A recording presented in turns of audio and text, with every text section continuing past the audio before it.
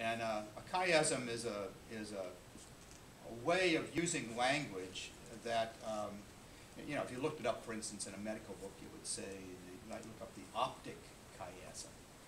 And the optic chiasm is a place in the brain where nerves cross over each other and they form kind of a crossing pattern like an X. Now, all of a sudden, you know where chiasm comes from the Greek letter chi. And it refers to things that cross each other. And for linguistic purposes, it's when like one idea is put forward and then that idea is repeated, but usually in reverse with a different meaning. So we hear them all the time. There are these chiasms that you hear, and it becomes a turn of phrase that's probably easy to remember. I heard one this morning.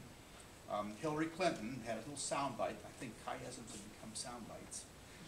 She said, human rights are women's rights, and women's rights are human rights. That's a chiasm. See how you take the same words and you set it down one way, and then with the same language, you flip it around, sometimes with reverse meaning, and bring it back the other way, so you get that crossing pattern. Hillary Clinton, in fact, all politicians are good at that. I have another quote of her.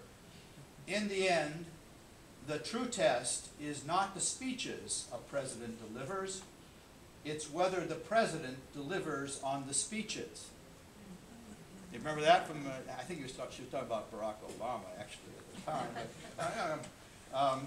And this is an ancient form of language that makes for the people hearing it to remember. It also makes the point in a way that you couldn't. I mean, it's great because you have this, you turn and face the camera, you deliver your chiasm, right?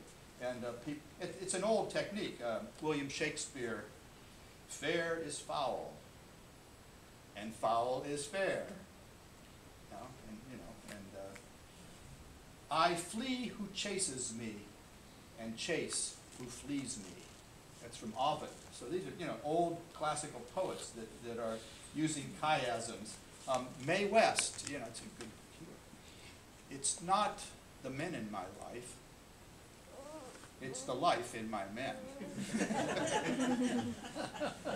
I mean, it can become human all the time because your brain is going one way and all of a sudden there's this erg-zoom moment and you switch around, and that's the point.